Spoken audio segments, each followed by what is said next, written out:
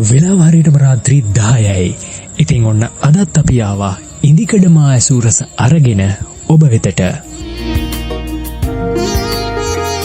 ඔව් මුලින්ම මතක් කරන්නම් ඔබට ඔබ අපගේ පෙර වැඩසටහන් ශ්‍රවණය නොකරපු අයෙක් නම් ඔබට පුළුවන් ඉදිකඩ YouTube channel එක, ඉදිකඩ Facebook පිටුව, ඒ වගේමයි ඉදිකඩ වෙබ් අඩවිය. මේ ක්‍රම තුනම හරහා ඔබට පුළුවන් අපගේ පෙර වැඩසටහන් ශ්‍රවණය කරන්න. ඉතින් ඒ වගේම මම ඔබට මතක් කරනවා අපගේ වෙබ් රේඩියෝව දවස පුරාම පැරණි ස්වභාවිත ගීත සහ නව ස්වභාවිත ගීත ඒ හරහා ශ්‍රවණය කිරීමේ හැකියාව ඔබට තියෙනවා. ඉතින් මම මතක් කරනවා රැඳී ඉන්න අපිත් එක්කම දිගටම මේ ඉදිකඩ රේඩියෝව.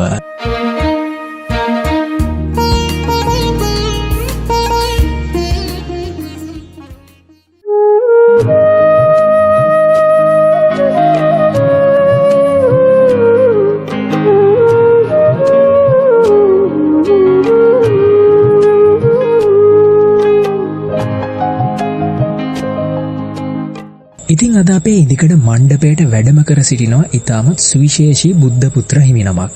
මුහුණු පොතේ කවියට ආදරය කරන බොහෝ දෙනා ගෞරව කරන ස්වාමින් වහන්සේ නමක් තමයි අද වැඩම කරලා ඉන්නේ. අපේ ගෞරවනීය ලියන් ගහවෙල පඤ්ඤාසේකර ස්වාමින් වහන්සේ. ඉතින් අවසරයි ස්වාමින් වහන්සේ. අපේ ඉදිකඩ මණ්ඩපයට ඔබ වහන්සේ নমස්කාර පූර්වකව පිළිගන්නවා අපි. බොහොම ස්තුතියි සහන් ඔබට. ඒ වගේම මధుරංගටත් බොහොම ස්තුතියි. ඉදිකඩ මණ්ඩපයට මේ සාකච්ඡාව සිදු කිරීම සඳහා මාහට ආරාධනා කිරීම පිළිබඳව පළමු කොටම ඔබලා දෙදෙනාටත් බොහෝ සෙයින් ස්තුතිවන්ත වෙනවා. ඉතින් ඔබ වහන්සේගෙන් මුලින්ම දැනගන්න කැමතියි ඔබ වහන්සේගේ ශාසන ගමන් මඟ ගැන. ඔව් සහන්, ශාසන ගමන් මඟ පිළිබඳව සාකච්ඡා කරද්දී මෙහෙමයි. දැන් අපිට හැමෝටම පොඩි කාලේ එක හීන තියෙනවානේ. වෛද්‍යවරයෙක් වෙන්න, ඉංජිනේරුවෙක් වෙන්න, ෆයිලට් කෙනෙක් වෙන්න, මේ වගේ විවිධාකාර හීන තියෙනවානේ. ඉතින් ජීවිතේ කුඩා කාලේදී එක එක අවදිවලදී අපි ඒ හීන පහු කරගෙන ඉස්සරහට ගමන් කරනවා. ඉතින් ඔහොම තිබිච්ච හීන අතරේ මට තිබුණ එක හීනයක් තමයි හාමුදුරන් වහන්සේ නමක් වෙන්න ඕනි කියන එක. ඒ කියන්නේ දැන් අපි ගමේ ඉද්දි ගොඩක් පන්සලත් එක්ක සම්බන්ධයි. ඉතින් එතකොට අම්මත් එක්ක තාත්තත් එක්ක පන්සලට යනවා.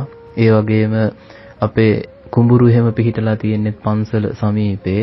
ඒ නිසා කුඹුරට යන අවස්ථාවකදී පන්සල නිතර ඇස ගැටෙනවා. පාසලට යනකොට පන්සල ඇස ගැටෙනවා. මේ දේවලුත් එක්ක කුඩා කාලේ ඉඳලාම අර පන්සල පිළිබඳව අමුතු ආකල්පයක්, හැඟීමක් හිතේ ජනිත වුණා. ඉතින් ඔහොම ටික කාලයක් යනකොට මට හිතුණා මේ පැවිදි භාවයටපත් වෙන්නට. ඉතින් ඒ සඳහා මම ඉස්සල්ලාම අම්මටයි තාත්තටයි තමයි ඒ අදහස කිව්වේ. ඉතින් ඒ දෙන්නම ඇත්තටම මුලින් කැමතුනේ නැහැ. මොකද මගේ පවුලේ ඉන්නේ මමයි, මගේ සහෝදරයයි, අයියයි මයි විතරයි. ඉතින් ඒ නිසා ඇත්තටම අම්මගේ තාත්තගේ ඉච්චර ලොකු කැමැත්තක් ඒ පිළිබඳව තිබුණේ නැහැ. නමුත් මම ටිකෙන් ටික මෙයාලට කරදර කරන්න පටන් ගත්තා. මට මහාන වෙන්න ඕනේ, මට මහාන වෙන්න ඕනේ, මේ විදිහට විවිධාකාරයෙන් ඒ අයට ඒ සඳහා මගේ තියෙන ආසාව, කැමැත්ත ඉදිරිපත් කරද්දී අවසානයේදී ඒ දෙන්නටත් ඒකට කැමති නොවි සිටීමට නොහැකි වුණා. ඉතින් අවසානයේදී අම්මගේ තාත්තගේ ආශිර්වාදයක් ලැබිලා මම 2004 වර්ෂයේදී තමයි පැවිදි භාවයටපත් වෙන්නේ. ඉතින් මේ වෙද්දී විශාල කාලයක් මේ පැවිදි ජීවිතය ඇතුළේ මම ගත කරනවා.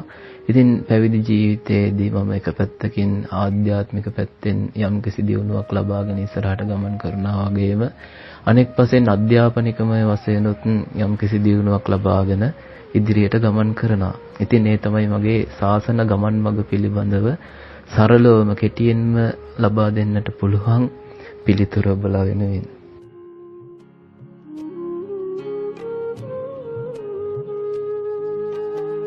අවසරයි අපේ ස්වාමීන් වහන්සේ. ඉතින් ඒ විදිහට ඔබ වහන්සේ බුද්ධ ශාසනයේ බුද්ධ පුත්‍රයෙක් බවට පත් වෙනවා. ඉතින් අද වෙනකොට ලියංගහවෙල පඤ්ඤාසේකර ස්වාමීන් වහන්සේ කියන නම ඇහුනම බොහෝ පිරිසක් දන්නවා. ඒකට කාරණා ගොඩක් තියෙනවා. මම ඒකට ප්‍රධාන හේතුව විදිහට දකින්නේ ඔබ වහන්සේ තුල තිබෙන කාව්‍යකරණයේ තිබෙන අතිවිශිෂ්ට හැකියාව. සහන් අපේ ස්වාමීන් වහන්සේගේ කවි එක තැනකට කොටු වෙලා නැහැ. ඒක මං හිතන්නේ ස්වාමීන් වහන්සේගේ කවි කියවන හැම දිනම වගේ දන්න කාරණයක්. ඉතිං ඉතාමත්ම පුළුල් විශාල නිර්මාණ පරාසයක අපේ ස්වාමීන් වහන්සේ කවි නිර්මාණ කරනවා. ඒකට උදාහරණයක් විදිහට මම මුලින්ම කවියක් තෝරගත්තා. ඒ කවිය නම් කරලා තිබෙන්නේ 4 cases කියලා. ප්‍රේමය කොටුව ඇතියෙන් මෙකලෙහි ඇඳට පත්තර පිරෙන කාරණ තියෙනවා හොඳට. නොදෙනා නිසා ගැලපෙන ඉගෙනුම් අදට කෙල්ලෙක් පැනලා ප්‍රේමෙන් පැරදී ලිඳට. දැකුමට ඉන්දියාවේ රඟනා නිලියක් කෙල්ලන් ටිකක් කර ඇත අමුතුම කෙලියක්. නාලික අතර ඇතියෙන් එක වෙන වලියක් මතු පරපුරට දේවිද කවදා එලියක්. හොරකම් කළයි පොඩි දෙන්නා දරමිටියක් දෙන්නට තිබුණා ඕනිම නම් එක ගුටියක්. හෙළුවෙන් ගසක බැඳ ගා මිරිසුත් කැටියක් පෙන්නා තිබේ බී තිරිසන් වෙන හැටියක්. උදුරා රටේ මතු පරපුර සතුසාරේ ටික්ටොක් කානු උතුරා ගලනවා දෝරේ. වීඩියෝ මැදින් විත් මරුවා මේ වාරේ බල්ලෙක් විලස කොල්ලෙක් මරලා පාරේ. ඉතින් ඒ තමයි අපේ ලියංගහවල පඤ්ඤාසේකර ස්වාමීන් වහන්සේගේ කාව්‍ය කරන නිර්මාණවල තිබෙන ඒ පරාසයට මම ගත්ත උදාහරණය. ඉතින් අපේ ස්වාමීන් වහන්සේ මේ කාව්‍ය කරන එහෙම නැත්නම් මේ කවියත් එක්ක ඔබ වහන්සේගේ සහ සම්බන්ධතාවය ඇති උනේ කොහොමද? අපි කැමති ඒ ගැන දැනගන්න. මధుරංග කාව්‍යකරණය කියන එක ඇත්තටම කුසලතාවයක් කියලා ගත්තොත් එහෙම මට හිතෙන්නේ ඒක මගේ ජීවිතෙත් එක්ක බොහෝ සෙයින්ම මේ අර සමීපම යහළුවෙක් වගේ හරියට කාව්‍ය කරන. දැන් අපිට ඇති වෙන විවිධාකාර සතුටුදායක දේවල් වේවා දුක්දායක දේවල් වේවා ඒ වගේ දේවල් අපි අපේ හොඳම යාළුවෙක්ට පවසනවානේ. ඉතින් ඒ වගේ අර අදහස් බෙදා හදා ගන්නවා. ඒ වගේ මට තියෙන එක හොඳම යාළුවෙක් තමයි මේ කාව්‍යකරණය කියලා කියන එක. එතකොට මගේ හිතට ඇති වෙන ඕනෑම හැඟීමක් වචනවලට පෙරලීමේ හැකියාවක් මේක ඇතුලේ අන්තර්ගත වෙලා තියෙනවා. ඉතින් ඒ නිසා මට බොහොම සමීප දෙයක් තමයි මේ කාව්‍යකරණය කියලා කියන්නේ. ඉතින් කවියත් එක්ක මගේ සහසම්බන්ධතාවය ඇති උනේ කොහොමද කියන මේ ප්‍රශ්නයට පිළිතුරක් ලබා දුන්නොත් එහෙම ඇත්තටම මధుරංග මට එහෙම මේ අර මේ නිශ්චිතවම මෙන්න මේ කාලේ තමයි මම කාව්‍යකරණයට යමු වුනේ. එහෙම නැත්නම් මම ඉස්සල්ලාම කවියක් ලිව්වේ මෙන්න මේ කාලේ කියලා අර නිශ්චිත පිළිතුරක් ලබා දීමේ හැකියාවක් නැහැ. මොකද ඒ වගේ මතකයක් මට නැහැ. නමුත් මට තියෙන මතකයන් දිහා බලද්දී මම පුංචි කාලේ ඉඳලාම පොත්පත් කියවන්න බොහොම ආසයි. ඉතින් කවිවලට එහෙම බොහෝ සෙයින් ආසයි. පොඩි කාලේ පුංචි කාලේ ඉඳලාම කවි පොත් එහෙම කියවනවා.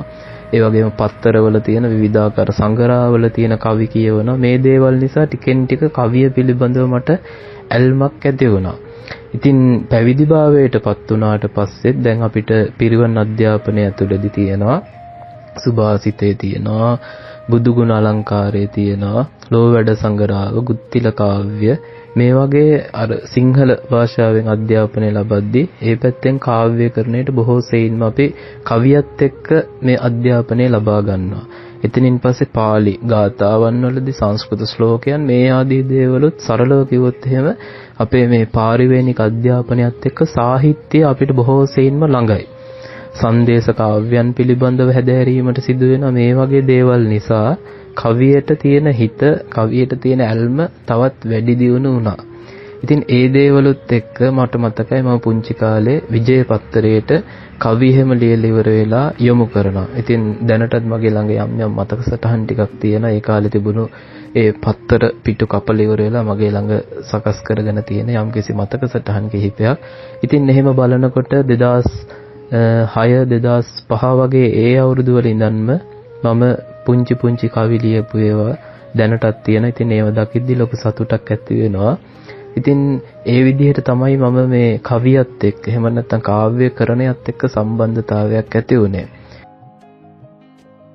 ඉතින් අපේ ස්වාමින් වහන්සේ අද වෙනකොට තරුණ පරම්පරාව ගොඩක් වෙලාවට ගැවසෙන්නේ සමාජාලා මාධ්‍ය ඇතුලේ. හැබැයි ඔය මොන දේ කිව්වත් තමන්ගේ හැකියාවන් දක්ෂතාවයන් පෙන්වන්න ඒක වේදිකාවක් කරගත්තු පිරිසකුත් ඉන්නවා. ඉතින් අද වෙනකොට මුහුණ පොතේ කවි ලියන විශාල පිරිසක් ඉන්නවා. ඒ වගේම ඒ වගේ කවි පළ කරන Facebook page ගොඩක් තියෙනවා.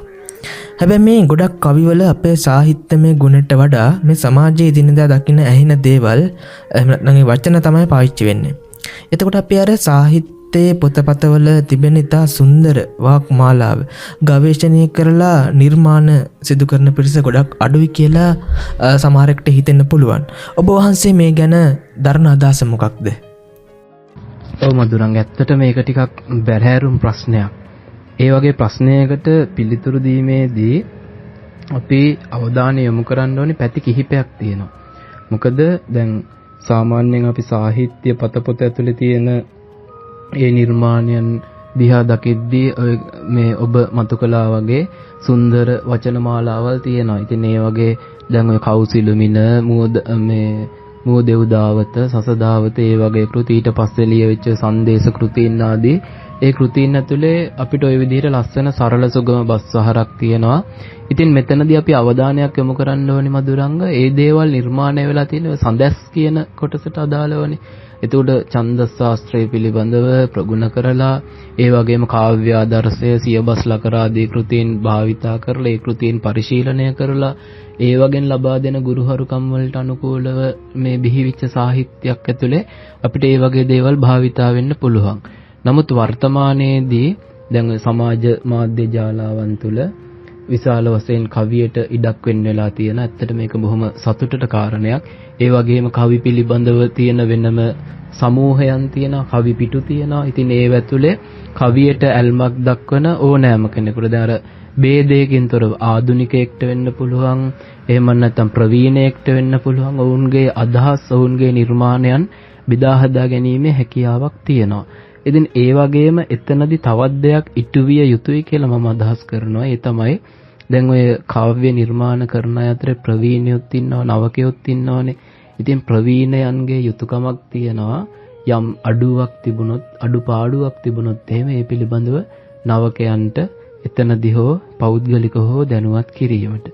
ඒ වගේම නවකයන්ටත් යුතුයකමක් තියෙනවා මම කවිය පිළිබඳව හොඳටම දන්නවා, නැත්තම් මේක මම හොඳටම ලියලා තියෙනවා, ඒ විදිහට තරයේ ඒ Tamanගේ නිර්මාණය එල්ලීලා ඉන්නේ නැතුව ප්‍රවීණයෙක්ගෙන් හරි එහෙම නැත්තම් මේ ක්ෂේත්‍රය පිළිබඳව අවබෝධයක් තියෙන කෙනෙක්ගෙන් හරි දැනුමුතුකමක් ලැබුණොත් එහෙම ඒක පිළිගෙන එහෙම නැත්නම් ඒ ඉගන්වපු දෙයට අනුකූලව හිතලා මේක ඇත්තද, එහෙනම් ඒ විදිහට කරොත් මගේ නිර්මාණ තවත් සාර්ථක වෙයි නේද කියලා ඒක හොඳට හිතලා මතලා තීරණයක් අරගෙන ඒට අනුව කටයුතු කිරීමත් බොහෝ සෙයින්ම වැදගත් වෙනවා. ඒක එක කාරණයක්.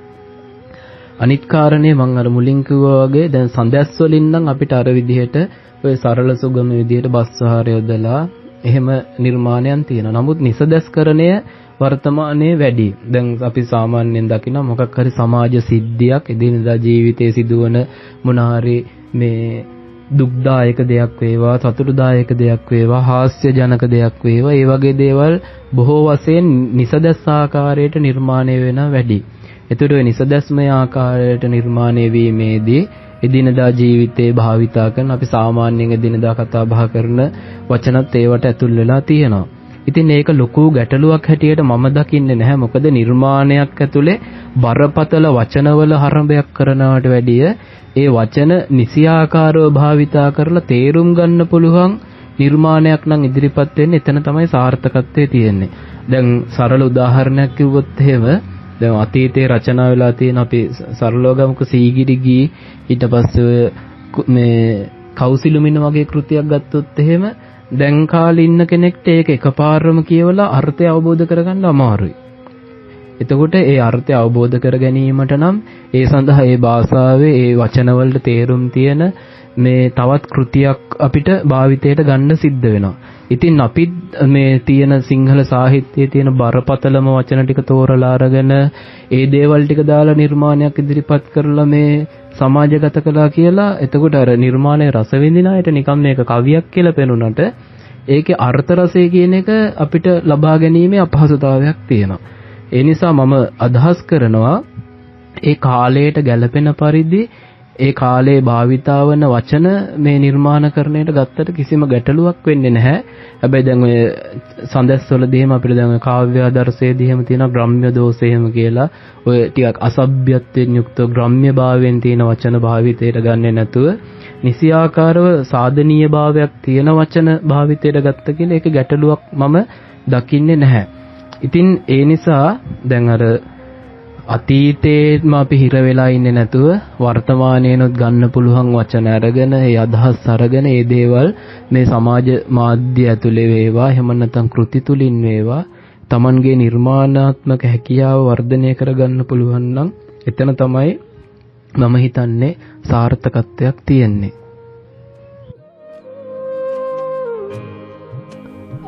අවසරයි අපේ ස්වාමීන් වහන්සේ. ඇත්තටම ඔබ වහන්සේ කියපු කාරණයට අනුව අපි හැමදාම මේ අතීතයේම හිර වෙලා ඉන්නේ නැතුව වර්තමානයේ අලුත් දේවල් එකතු කරගෙන නිර්මාණ සිදු කරන්න ඕන. හැබැයි එහෙම කරන්න ඕන ඔබ වහන්සේ කියපු විදිහට මේ නිර්මාණාත්මක ගුණය ඒ සියලු දේවල් ආරක්ෂා වෙන විදිහට. ඉතින් මට ඔබ වහන්සේ ওই දේවල් කරුණාකාරණා කියනකොට මට මතක් වුණා ඔබ වහන්සේ විසින් රචනා කරලා තිබෙන මේ තවත් කවියක් වැව් සිරිය කියලා කවිපලක්. ඉතින් ඒ කවිපල කියවද්දි මට ඇත්තට මතක් වුණා කොළඹ යුගයේ ඔය එච්.එම්. කුඩලිගම, විමලරත්න කුමාරගම සහ ඔය වගේ පී.බී. අල්විස් පෙරේරා වගේ කවින් මට සිහිපත් වුණා ඒ කවිපල කියවද්දි. ඉතින් අපේ ස්වාමීන් වහන්සේගේ කවි මම කිව්වා ඊටාත්ම විශාල නිර්මාණ පරාසයක තියෙනවා කියලා. ඉතින් මේ කවියත් එහෙමයි. කලින් මම තෝරගත්තු කවියට වඩා හාස්පසින්ම වෙනස් කවියක්. සෝබාදහමේ තිබෙන සුන්දරත්වය ඕනම කෙනෙකුට චිත්‍රූපමාව ගන්න පුළුවන් විදිහට රචනා කර තිබෙන ඊටාත්ම අපූර්ව කවියක්. වැව් කණ්ඩියේ කෙළවර තුරු හිස් සෙවන සුඳුරුම අසපුවකි ගත සරතස නිවන මල් මකර දෙහි තැවරි එන මද පවන පෙන්නයි සැඟව වනයක තිබෙනා නිවන සරසර හඬට දිය රළ වැව් ඉවුරේ වැදි බැද්දේ තිබූ පාළුවේ බිත් පවුර මිදි පාවී ඇවිත් තුරුපත් අතු ඇකෙම් මිදි සිසිලස මිදි කිමිදී වැව් පත්ලේ රැඳි ගෝනුන් මුවන් පිරිවර සැන්දෑයාමේ දිය බොනු පිණිස ඇවිදින් පෙන්න තිසාමේ මේ වන සතුන් විසිකොට තිරිසන් නාමේ පළඳ තිතුටින් එකමුතුවේ මල්දාමේ මානෙල් නෙළුම් සිත් තුළ ඇතිකොට පිරිය දෙනවා වැනිය ඇවිදින් නෙළුමට දිරිය වගවල සුන්ට නොබියවගෙන සිත් විරිය සිටියොත් විඳිත හැක සුන්දර වැව්සිරිය. ඉතින් මං හිතන්නේ අපේ ස්වාමීන් වහන්සේ තුල තිබෙන ඒ නිර්මාණ පරාසය පිළිබඳ ලොකු අවබෝධයක් ලැබෙන්න ඇති කියලා. ඉතින් අපේ ස්වාමීන් වහන්සේ ඔබ අද තෝරගෙන තිබෙන්නේ අප කවුරුත් අසා තිබෙන ඇත්තටම ගොඩක් සංවේදී ගීතයක්. ඉතින් මං හිතන්නේ ඔබ වහන්සේගේ ජීවිතයත් මේ ගීතයේ සම්බන්ධ නිසා වෙන්න ඇති මේ ගීතය තෝරගන්න ඇත්තේ. ඉතින් ගීතය ගැන අපි තව සුළු මොහොතකින් කතා කරමු. ඉතින් මට හිතුණා තවත් විශේෂ ප්‍රශ්නයක් අහන්න ඔබ වහන්සේගෙන්. මොකද මේ ප්‍රශ්නෙට පිළිතුර දෙන්න පුළුවන් වෙන්නේ භික්ෂුන් වහන්සේ නමකට විතරයි. එහෙම තමයි මම විශ්වාස කරන්නේ. දැන් අපි මේ විදින කලාත්මක නිර්මාණ එහෙම නැත්නම් අපි කියන නිර්මාණ රසවින්දනය ගැන බුදුදහම තුළ සඳහන් වෙන්නේ කොහොමද? මේකට සමහර විට ගැඹුරු උත්තරයක් ඇති. නමුත් අපිට යම් දල අදහසක් දුන්නොත් මේ වෙලාවේ මං හිතනවා ඒක ගොඩක් වටිනවා කියලා මේ වෙලාවේ. කලාත්මක නිර්මාණ රසවින්දනය පිළිබඳව මధుරංග බුදුදහම ඇතුළේ සාමාන්‍යයෙන් බහුල වශයෙන්ම සාකච්ඡා වෙනවා. මම එහෙම කියන්නේ දැන් අපි සාමාන්‍යයෙන් සරලම උදාහරණයක් අපි අරගෙන බැලුවොත් එහෙම අපි දැන් දන්නවනේ පද්‍යකරණයේදීම අපි උපමා උපමේයන් භාවිතයට ගන්නවානේ. ඉතින් අපි ඒ වගේ දෙයක් භාවිතයට ගන්නේ අපි ඒ කරන නිර්මාණය අනිත් අයට තවත් වැඩි වශයෙන් අවබෝධ වීමට. එහෙම නැත්නම් ඒ නිර්මාණයේ තියෙන රසය තවත් තීව්‍ර වීමට. ඒ වගේ දේවල් අරමුණු කරගෙනනේ. දැන් බෞද්ධ දර්ශනය ඇතුලේ අපිට ඉගැන්වෙන දහම් කාරණාවන් බුදුරජාණන් වහන්සේ උපමා ආදී දේවල් භාවිතයට අරගෙන තමයි බහුල වශයෙන්ම දේශනා කරලා තියෙන්නේ. දැන් ඒකට හොඳම උදාහරණයක් අපිට මජ්ක්‍ධිම නිකායේ හමු වෙන උපම්ම වග්ගය කියලා වෙනම කොටසක්. ඒකට ඒ කොටස ඇතුලේ තියෙන්නේ උපමාවන් භාවිතයට අරගෙන බුදුරජාණන් වහන්සේ දේශනා කරපු සූත්‍රයන්. දැන් කකචූපම සූත්‍රය මේ ආදී විදිහට කියතක් උපමාවට අරගෙන තුඹසක් උපමාවට අරගෙන ඒ කියන්නේ එදිනෙදා ජීවිතයේ අපි ඔය අත් දකින දේවල් අපිට අහන්නට දකින්නට ලැබෙන දේවල්ම උපමාවට අරගෙන බුදුරජාණන් වහන්සේ දහම් කරුණු දේශනා කරලා තියෙනවා. ඉතින් ඒ වගේම උන්වහන්සේ බුද්ධත්වයට පත් වුණ අවස්ථාවේ පවා අනේක ಜಾති සංසාරං ඒ විදිහට ගාථාව දේශනා කිරීමේදීත් ඒක ඇතුළේ ලොකු කලාත්මක භාවයක් තියෙනවා. සංසාරයේ පුරාවට නිර්මාණය කරපු මේ වඩුවා විසින් නිර්මාණය කරපු ගෘහය සිඳ බිඳ දැම්මා එහෙම නැත්නම් කඩලා විසික් කරලා දැම්මා මේ වගේ අදහසක් වෙන විදිහට ඒ දේශනා කරපු ගාථාව ඇතුළේදීත් කලාත්මක භාවයක් තියෙනවා. එක පැත්තකින් ආධ්‍යාත්මික ඒ දර්ශනය බෞද්ධ දහම ඒ ඇතුළෙන් කියවෙනවා. ඒ වගේ මේකට පණ පෝලා තියෙනවා රසවින්දනාත්මකව කලාත්මක භාවයක්. ඉතින් මේ දේවල් වලින් අපිට සරලව මතු පිටින් බලලා වුණත් අවබෝධයක් ලබා ගන්න පුළුවන් බුදුදහම ඇතුලේ මේ නිර්මාණකරණය කියන එක කොතෙක් දුරට එකතු වෙලා තියනවාද කියන එකට. ඉතින් තවත් එතනින් එහාට ගියාම මధుරංග අපිට ওই ධම්මපදය ඇතුලේ පවා බොහෝ වශයෙන් හමු වෙනවා උපමාදී දේවල් භාවිතා කරගෙන බුදුරජාණන් වහන්සේ දේශනා කරපු දහම් කාරණාවන්. දැන් අමාවතුර කෘතිය ඇතුළේදීත් අපට හමු වෙනවා ඔය පංචසික වීණා වාදනය පිළිබඳව බොහොම ලස්සනට මේ ඒ සාහිත්‍යකරුවා විසින් එතන නිර්මාණය කරලා තියෙනවා. ඒ වගේම තේරගාථා තේරී ගාථා තුලදීත් ඒ රහතන් වහන්සේලා තමන් වහන්සේලාට ලැබුණු ආධ්‍යාත්මික භාවය පිළිබඳව කොයිතරම්නම් අලංකාර විදිහට වර්ණනාත්මක ඉදිරිපත් කරලා තියෙනවද?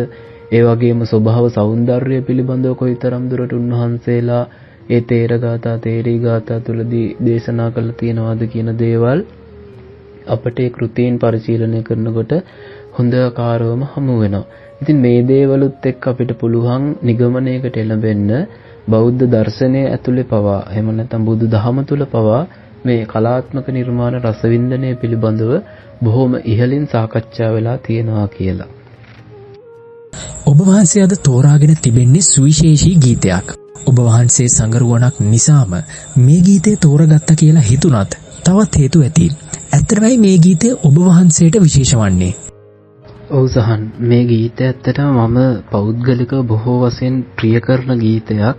ඉතින් මේ ගීතය මම තෝරගත්තේ ඇත්තටම විශේෂම හේතුව තමයි මම හිතනවා මේ ගීතය ඇතුලේ කතා වෙන්නේ මගේ කතාව කියලා. මගේ ජීවිත කතාව මේ ගීතය ඇතුලෙන් කියවෙනවා කියන අදහසම තමයි මට මේ ගීතය තෝරා ගන්න තරම් විශේෂත්වයක් බවට පත් වුණේ.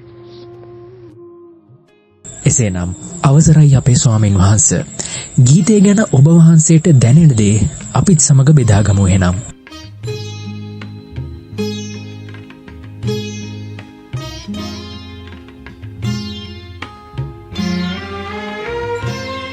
ඔව් සහන්, මේ ගීතයට පිළිබඳව සාකච්ඡා කරන්න පෙර ගීතයේ මතුපිට පිළිබඳව එහෙම නැත්නම් ගීතයේ පසුබිම පිළිබඳව මට යම්කිසි අදහසක් තියෙනවා. මම දවසක් අන්තර්ජාලයේ ලිපියක් කියවුවා මේ ගීතය හා සම්බන්ධව. ඉතින් මේ ගීතය රචනා කරලා තියෙන්නේ ප්‍රියනන්ද විජේසූරිය කියන මහත්තයා. එතකොට මේ මහතා සිංහල ගීත ක්ෂේත්‍රයේ බොහෝ වශයෙන් නිර්මාණයන් දායාද කරපු පුද්ගලයෙක්. දවසක් සනත් නන්දසිරි මහතා සම්දර්ශනයකට යන අතරමඟදී මෙතුමා දකිනවා පොඩි හාමුදුරන් වහන්සේ නමක් හුලුවත්ත පුත්පත් කරගෙන රාත්‍රී කාලේ ගමනක් යනවා. ඉතින් ඒ පොඩි හාමුදුරුවෝ ළඟට Tamanගේ වාහනය අරගෙන ගිහිල්ලා සනත් නන්දසිරි මහතා කියනවා, හාමුදුරනේ නගින්න මම ගිහින් දාන්නම් ඔබ වහන්සේ කොහෙටද වඩින්නේ කියලා. ඒ විතර පොඩි හාමුදුරුවෝ දන්නේ නැහැ මේ ඉන්නේ සනත් නන්දසිරි මහතා කියලා. ඉතින් අර පොඩි හාමුදුරුවෝ පිළිතුරු දෙනවා, මගේ අම්මා අසනීපෙන් ඉන්නේ, ඇයව බලන්න ගියා. දැන් මේ නැවත විහාරයට වඩින ගමන් පන්සල බොහොම ළඟයි. ඒ නිසා ඔබතුමා ගමන පිටත් වෙන්න, මම ඉතිරි දුරත් පයින් යන්නම් කියලා උන්වහන්සේ නැවත තමන් වහන්සේගේ විහාරය බලා වඩිනවා. ඉතින් මේ ස්ථානයේදී මේ සිදුවුණු කාරණය සනත් නන්දසිරි මහතාගේ හිතේ බොහොම තදින්ම බැඳෙනවා. තදින්ම තැම්පත් වෙනවා. දවසක් සනත් නන්දසිරි මහත්මයාගේ නිවසට ප්‍රියානන්ද විජයසුන්දර මහතා ආපු වෙලාවක මේ කාරණය කියලා ඔහුට ආරාධනා කරනවා මේ නිමිත්තක් හැටියට තබාගෙන ගීතයක් රචනා කරන්න කියලා. ඉතින් එහෙම රචනා වුණු බොහොම සංවේදී ගීතයක් තමයි මේ ගීතය.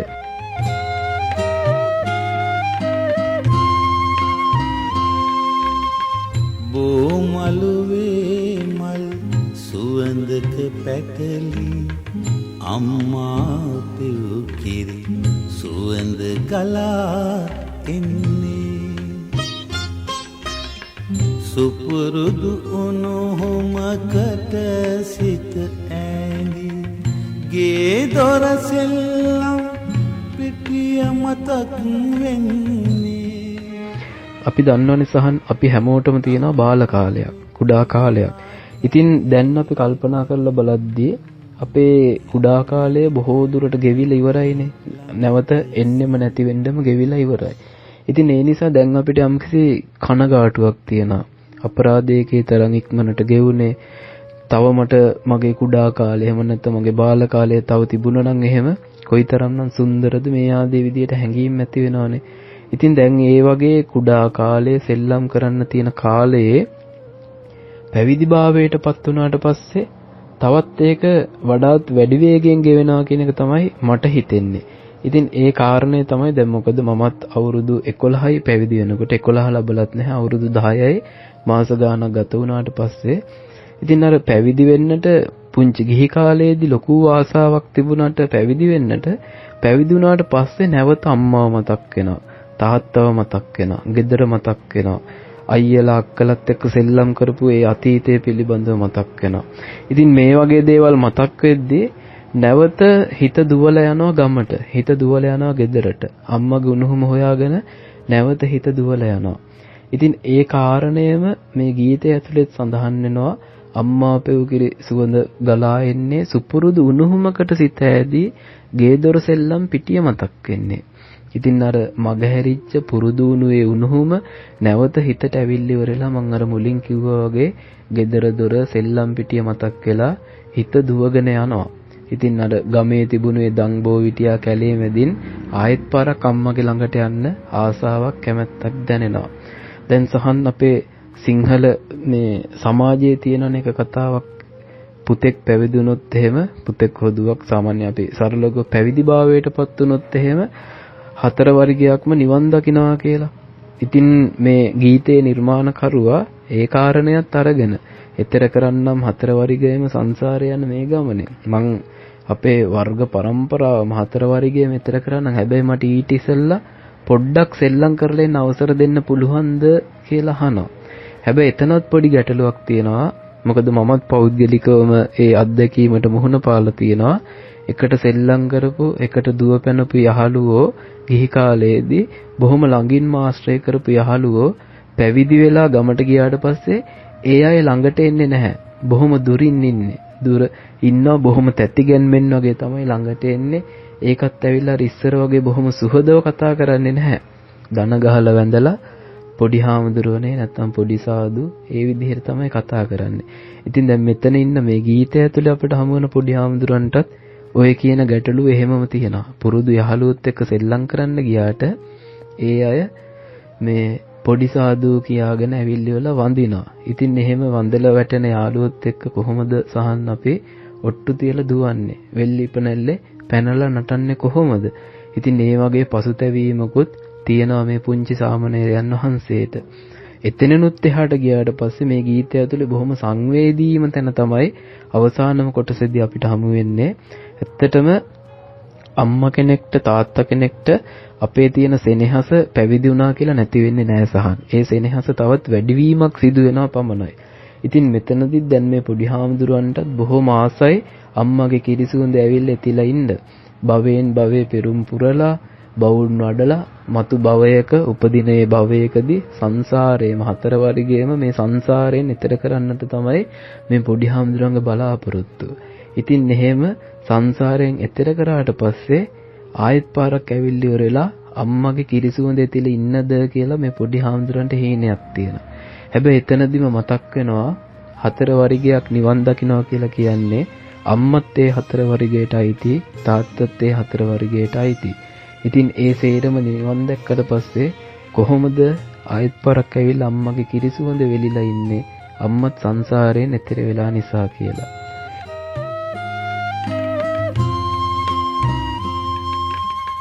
එතෙර කරන්නම් 4 වර්ගයම සංසාරේ යන මේ ගමන චුට්ටක් සෙල්ලම් කරලා එන්නද පුරුදු යහළුවන් හා සෙනෙනේ. එහෙම ගියත් ඒ අය පොඩි සාදු කියා කියන විට වැඳ වැටිලා කොහොමද අම්මේ ඔට්ටු දුවන්නේ වෙල් ඉපනැ. ඉතින් මේ වගේ මේ පොඩි හාමුදුරුව කෙනෙක්ගේ හිතක් ඇතුළේ ඇති වෙන බොහොම සංවේදී හැඟීමක් තමයි ඒ විදිහට ඒ පොඩි හාමුදුරන්ගේ මානසික මට්ටමින්ම කල්පනා කරලා මේ ගීතය රචනා කරන්න ප්‍රියනන්ද විජේසූරිය මහතා සමත් වෙලා තියෙනවා. ඉතින් අපේ ජීවිතය ඇතුලේ තියෙනෙත් ඒ කතාව. අපිත් කැමති දැනටත් කැමති අම්මගේ ළඟට ගිහිල්ලා අම්මගේ උණුසුම විඳින්න, අම්මගේ කිරිසුවඳ වෙලිලා ඉන්න. ඒත් අපි කොහොමද එහෙම කරන්නේ? අපි ඉස්සරහින් තියනවා චීවරය කියන ඒ අපි විසින්ම අපිට යොදාගත්ත යම්කිසි නිර්ණායකයක් තියෙන. එහෙම නැත්නම් සීමාවක් තියෙන. ඉතින් ඒ සීමාවෙන් එහාට අපිට යන්නට බෑ. ඒ සීමාවෙන් එහාට ගියොත් එහෙම සමාජයෙන් විවිධාකාර කතන්දර එන. දැන් අපි දැකලා තියෙනවානේ අන්තර්ජාලය පුරා පවා පොඩි හාමුදුරුවෝ කෙනෙක් දුවගෙන යනවා දැක්කොත්, සෙල්ලම් කරනවා දැක්කොත් එහෙම යම්කිසි පිරිසක් ඒක දිහා බොහොම උපේක්ෂාවෙන් බලනවා. නමුත් බහුතර පිරිසක් ඒකට යම් කතන්දර හදනවා, විවිධාකාර වූ දර්ශනයන් ඉදිරිපත් කරනවා. ඒ වගේ දේවල් තියෙනවා. දැන් පුංචි රාහුල හාමුදුරුවෝ පවා උදේට නැගිටලා ඉවර වෙලා අවවාද ටිකක් දෙන්න කියලා වැලිය හුරක් උඩ දැම්ම. නැත්තට මේකත් සෙල්ලම් කමටනේ කරන්නේ. ඒ තුල ආධ්‍යාත්මික භාවයකුත් තියෙනවා. හැබැයි සෙල්ලම් වයසට තමයි උන්වහන්සේ පවා ඒ විදිහට කරන්නේ. ඉතින් ඒක ඒ කාලේ හිටපු සාමණේර හාමුදුරුවන්ටත් පොදුයි, වර්තමානයේ ඉන්න සාමණේර හාමුදුරුවන් වහන්සේටත් පොදුයි. මට මතකයි පහුගිය කාලේ දැන් අවුරුදු 2-3කට වගේ කලින් අන්තර්ජාලයේ බොහෝ සෙයින්ම කැළඹිලා තිබුණ අර පොඩි හාමුදුරුවන් වහන්සේලා දෙනමකට එක්තරා පුද්ගලයෙක් පහර දෙන දර්ශනයක් දැකලා. ඉතින් උන්වහන්සේලා දෙන්න කරලා තිබ්බේ අර පුද්ගලයාට අයිති මට මතක විදිහට කඩේකින්ද කොහෙද ටොපි වගේක් අරගෙන තිබුණු එකට. ඉතින් සෙල්ලම් වයසට ඒ වගේ දේවල් අදාළ වෙන්නේ නැහැ. සාමාන්‍ය ළමයාත් එකයි, පුංචි හාමුදුරුවොත් එකයි. මොකද ඒ සෙල්ලම් හිත කියන එක උන්වහන්සේලාගේ තුලත් ඒ විදිහටම අර කුඩා දරුවෙක් වගේම තියෙනවා. ඒ කාරණය සමාජයේ ඉන්න වැඩිහිටියොත් අවබෝධ කරගන්නවා නම් ඒක බොහොම හොඳ දෙයක් වෙනවා. ඉතින් මේ ගීතය ඇතුළේදී ඒ වගේ පැත්තකටත් අපේ අවධානය යොමු කරන්න පුළුවන්. ඒක තමයි ඇත්තටම මේ ගීතය ඇතුළේ අපිට මේ ගැන කතා කරනවා නම් බොහෝ සෙයින් කතා කරන්න පුළුවන්. නමුත් මම හිතනවා මේ හොඳටම ඇති කියලා මේ ගීතය පිළිබඳව මට දැනෙන දේවල් කියන්න.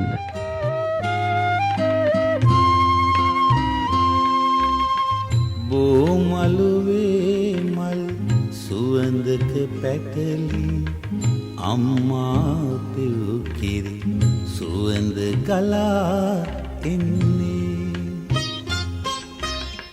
සුපුරුදු උණුහුමකට සිත ඇඳි ගේ දොර සෙල්ලම් පිටිය මතක් වෙන්නේ දංගෝ ලාංකීය සංගීතයේ ස්වභාවිතය සොයා යන රස සොඳුරු චාරිකාව අපේ ඉදිකඩ මණ්ඩපයට අද වැඩම කළේ පූජ්‍ය ලියංගහවෙල පඤ්ඤාසේකර ස්වාමින් වහන්සේ. උන්වහන්සේගේ කාව්‍ය කරන කුසලතාවය පිළිබඳව සහ කාව්‍ය රස වින්දනය පිළිබඳ බුදුදහම තුළ සඳහන් වෙලා තියෙන කරුණු මොනවද සහ උන්වහන්සේ තෝරාගත්තු ඉතාමත් සංවේදී ගීතයක විවරණයක් සමගින් තමයි අද අපේ වැඩසටහන වර්ණවත් වුනේ. සහ මම හිතනවා සහන් අපේ රසික රසිකාවයන්ට අද ඉතාමත්ම වටින දේවල් රසක් ජීවිතයට එකතු කරගන්න ලැබුණා කියලා. ඉතින් මේ කොහොමුණත් අපේ ස්වාමීන් වහන්සේ විසින් තෝරාගත්තු ගීතය සම්පූර්ණයෙන්ම ශ්‍රවණය කරන්න අපිට තිබෙනවා. ඉතින් වැඩසටහන අවසන් කරන්න මත්තෙන් මම හිතුවා අපේ ස්වාමීන් වහන්සේ විසින් රචනා කරපු තවත් සංවේදී කවියක් තෝරගන්න. මේ කවිය නම් කරලා තිබෙන්නේ තාත්තා නිදි එතන කියලා. අදත් ඉඳ හිට ගමට යද්දී කනත්තට ඇස් හැරෙනවා. සුළඟ එහෙමේ යවන සුදු කොඩි මතකයට අතවනනවා. තොරණ හැඩකල රැහන් ගොක්කොල දුඹුරු වී බිම සිඹිනවා. පසට යටකල තාත්තගේ කය හුස්ම ගන්නව ඇහෙනවා. නිවිශේෂව ගියපු පහනක් කොනක තනිවී හිඳිනවා. ගේම එලි කළ පහන් සිලටත් අඳුර දොරගුළු දමනවා. ඉහට අද්දර කැලෑ කුසුමක පිණි බිඳක් දඟ කරනවා. තාත්තගේ ළඟ ගුලිව උන් හැටි එතුළ මැවි මැවි පෙනෙනවා.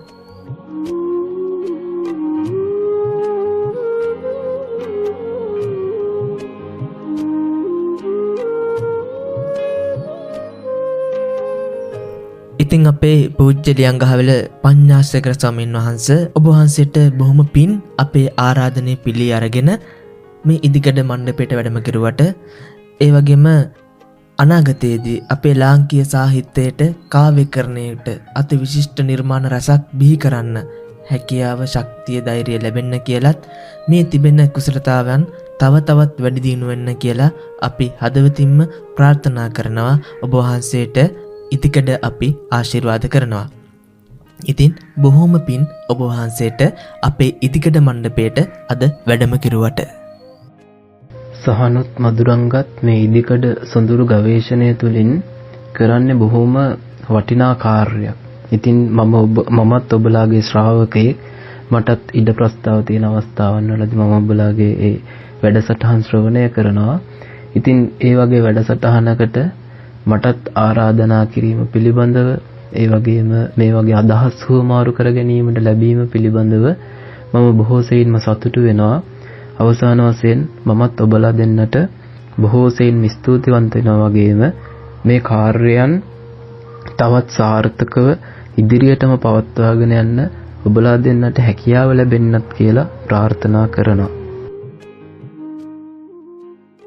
ඉතින් අද දවසේ අපගේ වැඩසටහනට වැඩම කර වූ ඔබ වහන්සේට ඉදිකඩ කාර්ය මණ්ඩලය වෙනුවෙන් මම මේ මොහොතේ নমස්කාර පූරකව ස්තුතිය පිළිගන්නවා. හොඳයි. ඉතින් කෙමින් වෙලාවක් ගත වෙලා දැන් මේ හදන්නේ අද වැඩසටහන අවසන් කරන්න. ඉතින් ලබන සතියේත් මේ විදිහටම තවත් සොඳුරු ඉදිකඩ වැඩසටහනකින් ඔබ හමු වීමේ බලාපොරොත්තුවෙන් අදට අපි ඔබෙන් සමුගන්නවා. ඔබ සැමට තෙරුවන් සරණයි. මම සහන් සමරසිංහ.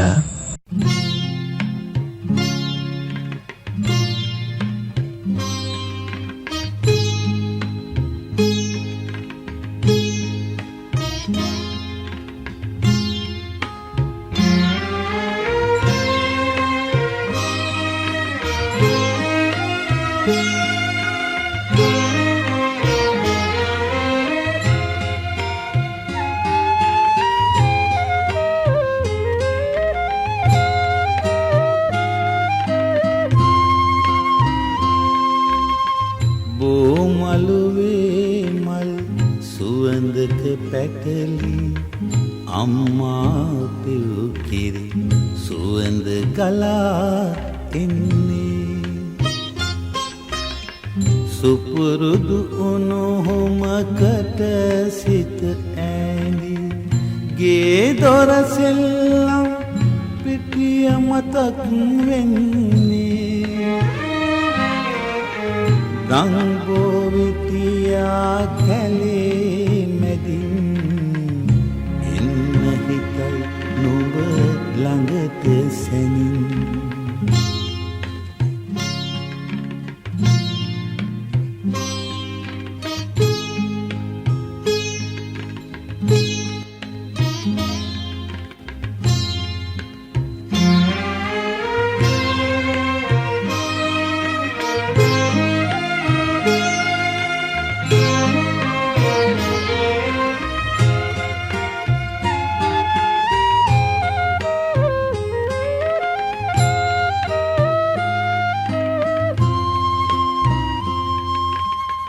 එතෙර කරන්නම් හතර වරිගයම සංසාරේ යන මේ ගමනේ චුට්ටක් සෙල්ලම් කරලා එන්නද පුරුදු යහළුවන් හා සැනිනේ එහෙම ගියත් ඒ අය පොඩි සාදු කියා කියන විට වැඳ වැටිලා කොහොමද අම්මේ ඔට්ටු දුවන්නේ වෙල් ඉපනැල්ලේ පැන නටලා ඕ මළුවේ මල් සුවඳක පැටලි අම්මා පෙව් කිරි සුවඳ ගලා එන්නේ සුපුරුදු උණුහුමකට සිත ඇඳි ගේ දොර සෙල්ලම් පිටිය මතක් වෙන්නේ ගෝවිතියා කැලේ මැදින් එන්න හිතයි නොබ ළඟට සැනින්